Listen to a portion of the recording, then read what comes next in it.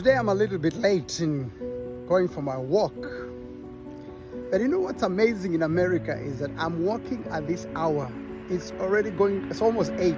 Okay, well, in summer, so darkness doesn't come that quickly. But if you notice, I'm in a street where there's literally nobody.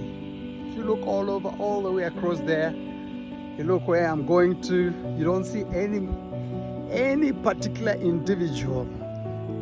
And I'm thinking, where I come from, at this hour, if you walk and there's nobody you see, there's a tendency of you becoming very fearful. You become very afraid because you're like, wow, there's nobody.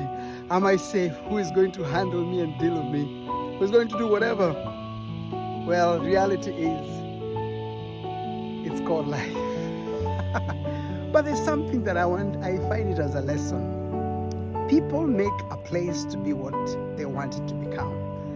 When I look at these developed countries, the US and other countries, I realize it's the people who have basically decided to make their nation. They have actually decided, you know what, we are going to live, number one, under the law of the land, or following the rules of the land.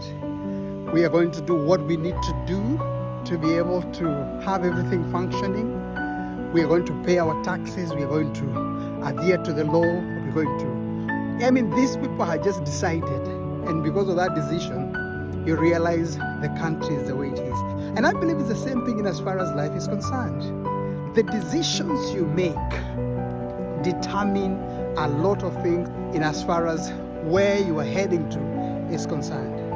Some of the decisions, when you make them and you don't consider where they are taking you, you end up becoming a very messed up kind of a person. You have to always ask yourself this question: why am I making this decision?